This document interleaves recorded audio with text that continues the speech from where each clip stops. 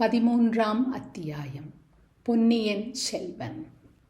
வந்தியத்தேவன் நாகத்தீவின் முனையில் இறங்கி மாதோட்டத்தை நோக்கி போய்க் கொண்டிருந்த அதே சமயத்தில் அனிருத்த பிரம்மராயரும் ஆழ்வார்க்கடியானும் சாம்ராஜ்ய நிலைமையைப் பற்றி விவாதித்துக் கொண்டிருந்த அதே நேரத்தில் குந்தவை தேவியும் கொடும்பாளூர் இளவரசி வானதியும் அம்பாரி வைத்த ஆனை மீது ஏறி தஞ்சை நகரை நெருங்கிக் கொண்டிருந்தார்கள். இளைய பிராட்டி சில காலமாக தஞ்சைக்குப் போவதில்லை என்று வைத்துக் கொண்டிருந்தாள். இதற்கு பல காரணங்கள் இருந்தன. தஞ்சையில் அரண்மனை பெண்டிர் தனித்தனியாக வசிக்கும்படியாக போதிய அரண்மனைகள் இன்னும் உண்டாகவில்லை. சக்கரவர்த்தியின் பிரதான அரண்மனையிலேயே எல்லா பெண்டிரும் இருக்க வேண்டும். மற்ற அரண்மனைகளையெல்லாம் பழுவேட்டரையர்களும் மற்றும் பெருந்தரத்து அரசாங்க அதிகாரிகளும் ஆக்கிரமித்துக் கொண்டிருந்தார்கள். பழையாறையில் அரண்மனை பெண்டிர் சுயேச்சையாக இருக்க முடிந்தது. விருப்பம் போல் வெளியில் போகலாம், வரலாம். ஆனால் தஞ்சையில் வசித்தால் பழுவேட்டரையர்களின் கட்டுப்பாடுகளுக்கு உட்பட்டு தீர வேண்டும். கோட்டைக்குள்ளும் அரண்மனைக்குள்ளும் இஷ்டம்போல் வருவதும் போவதும் இயலாத காரியம். அம்மாதிரி கட்டுப்பாடுகளும் நிர்பந்தங்களும் இளைய பிராட்டிக்கு பிடிப்பது இல்லை. அல்லாமலும் பழுவூர் இளையராணியின் செருக்கும் அவளுடைய அகம்பாவ நடத்தைகளும் குந்தவை பிராட்டிக்கு மிக்க வெறுப்பை அளித்தன. அரண்மனை பெண்டிர்கள் பழையாறையில் இருப்பதையே சக்கரவர்த்தியும் விரும்பினார். இந்த காரணங்களினால் குந்தவை பிராட்டி பழையாறையிலேயே வசித்து வந்தாள். உடம்பு குணமில்லாத தன் அருமை தந்தையை பார்க்க வேண்டும், அவருக்கு பணிவிடை செய்ய வேண்டும் என்ற ஆர்வத்தையும் கட்டுப்படுத்திக் கொண்டிருந்தாள். ஆனால் வந்தியத்தேவன் வந்துவிட்டு போனதிலிருந்து இளைய பிராட்டியின் மனத்தில் ஒரு மாறுதல் ஏற்பட்டிருந்தது. ராஜரீகத்தில் பயங்கரமான சூழ்ச்சிகளும் சதிகளும் நடைபெற்று கொண்டிருக்கும் போது நாம் பழையாறையில் உல்லாசமாக நதிகளில் ஓடம் விட்டு கொண்டும் பூங்காவனங்களில் ஆடிப்பாடிக்கொண்டும் காலம் கழிப்பது சரியா? தமையன் தொண்டை நாட்டில் இருக்கிறான், தம்பியோ ஈழ நாட்டில் இருக்கிறான். அவர்கள் இருவரும் இல்லாத சமயத்தில் ராஜ்யத்தில் நடக்கும் விவகாரங்களை நாம் கவனித்தாக வேண்டுமல்லவா? தலைநகரில் அவ்வப்போது நடக்கும் நிகழ்ச்சிகளை அந்தரங்க தூதர்கள் மூலம் அறிவிக்க வேண்டும் என்று தமையன் ஆதித்த கரிகாலன் கேட்டுக்கொண்டிருக்கிறானே. பழையாறையில் வசித்தால் தஞ்சையில் நடக்கும் காரியங்கள் எப்படி தெரிய வரும்? வந்தியத்தேவன் அறிவித்த செய்திகளோ மிக பயங்கரமாக இருந்தன. பழுவேட்டரையர்கள் தங்கள் அந்தஸ்துக்கு மீறி அதிகாரம் செலுத்தி வந்தது மட்டுமே இதுவரையில் இளைய பிராட்டிக்கு பிடிக்காமல் இருந்தது. இப்போதோ சிம்மாசனத்தை பற்றியே சூழ்ச்சி செய்ய ஆரம்பித்து விட்டார்கள். பாவம், அந்த பரமசாது மதுராந்தகனையும் தங்கள் வலையில் போட்டுக்கொண்டார்கள். சோழ நாட்டு சிற்றரசர்களையும் பெருந்தரத்து அதிகாரிகள் பலரையும் தங்கள் வசப்படுத்திக் கொண்டார்கள். எந்த நேரத்தில் என்ன நடக்குமோ தெரியாது. இவர்களுடைய சூழ்ச்சியும் வஞ்சனையும் துராசையும் எந்த வரையில் போகும் என்று யார் கண்டது? சுந்தர சோழரின் உயிருக்கு உலை வைத்தாலும் வைத்து விடுவார்கள். மாட்டார்கள் என்று எப்படி சொல்ல முடியும்? சக்கரவர்த்தியின் புதல்வர்கள் இருவரும் இல்லாத சமயத்தில் அவருக்கு ஏதாவது நேர்ந்து விட்டால் மதுராந்தகனை சிம்மாசனத்தில் ஏற்றி வைத்து விடுவது எளிதாக இருக்கும் அல்லவா? இதற்காக என்ன செய்தாலும் செய்வார்கள். அவர்களுக்கு யோஜனை தெரியாவிட்டாலும் அந்த ராட்சசி நந்தினி சொல்லிக் கொடுப்பாள். அவர்கள் தயங்கினாலும் இவள் துணிவூட்டுவாள். ஆகையால் தஞ்சாவூரில் நம் தந்தையின் அருகில் நாம் இனி இருப்பதே நல்லது. சூழ்ச்சியும் சதியும் எதுவரைக்கும் போகின்றன என்று கவனித்துக் கொண்டு வரலாம். அதோடு நம் அருமை தந்தைக்கும் ஆபத்து ஒன்றும் வராமல் பார்த்து கொள்ளலாம். சாதுவாகிய மதுராந்தகனை ஏன் இவர்கள் சிம்மாசனத்தில் ஏற்ற பார்க்கிறார்கள்? தர்ம நியாய முறைக்காகவா? இல்லவே இல்லை. மதுராந்தகனுக்கு பட்டம் கட்டினால் அவனை பொம்மையாக வைத்துக்கொண்டு தங்கள் இஷ்டம் போல எல்லா காரியங்களையும் நடத்தி கொள்ளலாம் என்பதற்காகத்தான். அப்புறம் நந்தினி வைத்ததுதான் சோழ சாம்ராஜ்யத்தில் சட்டமாகிவிடும். அவளுடைய அதிகாரத்துக்கு பயந்துதான் மற்றவர்கள் வாழ வேண்டும். அவளிடம் மற்ற அரண்மனை மாதர் கைகட்டி நிற்க வேண்டும். சிச்சி, அத்தகைய நிலைமைக்கு இடம் கொடுக்க முடியுமா? நான் ஒருத்தி இருக்கும் வரையில் அது நடவாது. பார்க்கலாம் அவளுடைய சாமர்த்தியத்தை. தஞ்சாவூரில் இருப்பது தனக்கு பல வகையில் சிரமமாகவே இருக்கும். தாயும் தந்தையும் இங்கு எதற்காக வந்தாய்? பழையாறையில் சுகமாக இருப்பதை விட்டு என்று கேட்பார்கள். சுயேச்சை என்பதே இல்லாமற் போய்விடும். தன்னுடைய திருமணத்தை பற்றிய பேச்சை யாரேனும் எடுப்பார்கள். அதை கேட்கவே தனக்கு பிடிக்காது. நந்தினியை சில சமயம் பார்க்கும்படியாக இருக்கும். அவளுடைய அதிகாரச் செருக்கை தன்னால் சகிக்க முடியாது. ஆனால் இதையெல்லாம் இந்த சமயத்தில் பார்த்தால் சரிப்படுமா? ராஜ்யத்துக்கு பேரபாயம் வந்திருக்கிறது. தந்தையின் உயிருக்கு அபாயம் நேரலாம் என்ற பயமும் இருக்கிறது. இப்படிப்பட்ட சந்தர்ப்பத்தில் நாம் இருக்க வேண்டிய இடம் தஞ்சையே அல்லவா? இவ்வளவையும் தவிர வேறொரு முக்கிய காரணமும் இருந்தது. அது வந்தியத்தேவனை பற்றி ஏதேனும் செய்தி உண்டா என்று தெரிந்து கொள்ளும் ஆசைதான். வந்தியத்தேவன் கோடிக்கரை பக்கம் போயிருக்கிறான் என்று தெரிந்து அவனை பிடித்து வர பழுவேட்டரையர்கள் ஆட்கள் அனுப்பியிருப்பதை பற்றி இளைய பிராட்டி கேள்விப்பட்டாள். புத்தி யுத்திகளில் தேர்ந்த அந்த இளைஞன் இவர்களிடம் அகப்பட்டு கொள்வானா? ஒருவேளை அகப்பட்டால் தஞ்சாவூருக்குத்தான் கொண்டு வருவார்கள். அச்சமயம் நாம் அங்கே இருப்பது மிகவும் அவசியமல்லவா? ஆதித்த கரிகாலன் அனுப்பிய தூதனை அவர்கள் அவ்வளவு எளிதில் ஒன்றும் செய்துவிட முடியாது.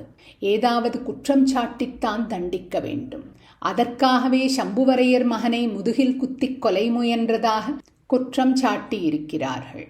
அது பொய் என்பதில் சந்தேகமில்லை. ஆனால் அது பொய் என்பதை நிரூபிக்க வேண்டும். கந்தன்மாறனுடன் பேசி அவனுடைய வாய்ப்பொறுப்பை அறிந்து கொள்வது அதற்கு உபயோகமாக இருக்கலாம்.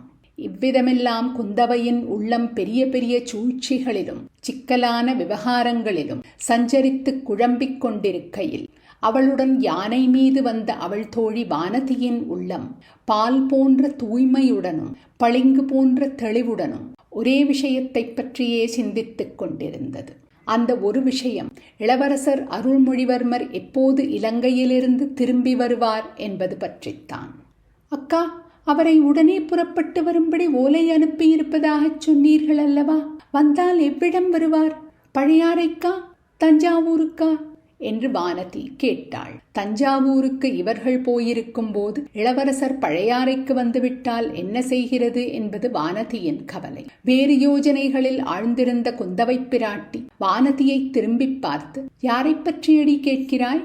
பொன்னியின் செல்வனை பற்றியோ என்றாள். ஆமாம் அக்கா, அவரை பற்றித்தான்.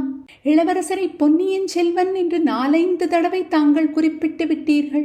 அதற்கு காரணம் சொல்லவில்லை. பிற்பாடு சொல்வதாக தட்டி கழித்துக் கொண்டு வந்திருக்கிறீர்கள்.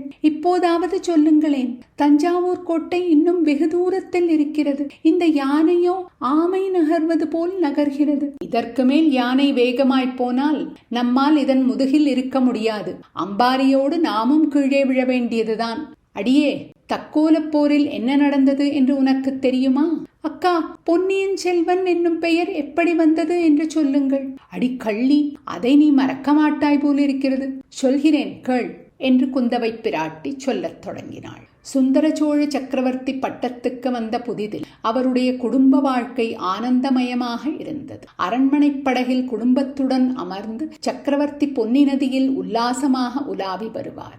அத்தகைய சமயங்களில் படகில் ஒரே குதூகலமாக இருக்கும். வீணா கானமும் பாணர்களின் கீதமும் கலந்து காவேரி வெள்ளத்தோடு போட்டியிட்டு கொண்டு பெருகும். இடையிடையே யாரேனும் ஏதேனும் வேடிக்கை செய்வார்கள். உடனே கலகலவென்று சிரிப்பின் ஒலி கிளம்பி காவேரி பிரவாகத்தில் சலசலப்பு ஒலியுடன் ஒன்றாகும். சில சமயம் பெரியவர்கள் தங்களுக்குள் பேசி மகிழ்வார்கள். படகில் ஒரு பக்கத்தில் குழந்தைகள் கும்மாளம் அடித்துக் கொண்டிருப்பார்கள். சில சமயம் எல்லோருமாகச் சேர்ந்து வேடிக்கை வினோதங்களில் ஈடுபட்டு தங்களை மறந்து களிப்பார்கள். ஒரு நாள் அரண்மனைப் படகில் சக்கரவர்த்தியும் ராணிகளும் குழந்தைகளும் உட்கார்ந்து காவேரியில் உல்லாச பிரயாணம் செய்து கொண்டிருந்த போது திடீரென்று, குழந்தை எங்கே? குழந்தை அருள்மொழி எங்கே என்று ஒரு குரல் எழுந்தது. இந்த குரல் குந்தவையின் குரல்தான். அருள்மொழிக்கு அப்போது வயது 5, குந்தவைக்கு வயது 7. அரண்மனையில் அனைவருக்கும் கண்ணினும் இனிய செல்லக் குழந்தை அருள்மொழி. ஆனால் எல்லாரிலும் மேலாக அவனிடம் வாஞ்சை உடையவள் அவன் தமக்கை குந்தவை. படகில் குழந்தையை காணோம் என்பதை குந்தவைதான் முதலில் கவனித்தாள். உடனே மேற்கண்டவாறு கூச்சலிட்டாள். எல்லோரும் கதிகலங்கி போனார்கள். படகில் அங்குமிங்கும் தேடினார்கள். ஆனால் அரண்மனைப் படகில் அதிகமாக தேடுவதற்கு இடம் எங்கே? சுற்றி சுற்றி தேடியும் குழந்தையை காணவில்லை. குந்தவையும் ஆதித்தனும் அலறினார்கள். ராணிகள் புலம்பினார்கள். தோழிமார்கள் அரற்றினார்கள். படகோட்டிகளில் சிலர் காவேரி வெள்ளத்தில் குதித்து தேடினார்கள். சுந்தர சோழரும் அவ்வாறே குதித்து தேடலுற்றார். ஆனால் எங்கே என்று தேடுவது? ஆற்று வெள்ளம் குழந்தையை எவ்வளவு தூரம் அடித்து கொண்டு போயிருக்கும் என்று யார் கண்டது? குழந்தை எப்போது வெள்ளத்தில் விழுந்தது என்பதுதான் யாருக்கு தெரியும்? நோக்கம் குறி என்பது ஒன்றுமில்லாமல் காவேரியில் குதித்தவர்கள் நாலாபுறமும் பாய்ந்து துழாவினார்கள். குழந்தை அகப்படவில்லை. இதற்குள் படகில் இருந்த ராணிகள் தோழிமார்களில் சிலர் மூர்ச்சை போட்டு விழுந்து விட்டார்கள். அவர்களை கவனிப்பார் இல்லை. உணர்ச்சியோடு இருந்த மற்றவர்கள் ஐயோ என்று அழுது புலம்பிய சோகக்குரல் காவேரி நதியின் ஓங்காரக் குரலை அடக்கிக் கொண்டு மேலே எழுந்தது. நதிக்கரை மரங்களில் வசித்த பறவைகள் அதை கேட்டு திகைத்து மோனத்தில் ஆழ்ந்தன. சட்டென்று ஓர் அற்புத காட்சி தென்பட்டது. படகுக்கு சற்று தூரத்தில் ஆற்று வெள்ளத்தின் மத்தியில் அது தெரிந்தது. பெண் உருவம் ஒன்று 2 கைகளிலும் குழந்தையை தூக்கி பிடித்துக் கொண்டு நின்றது.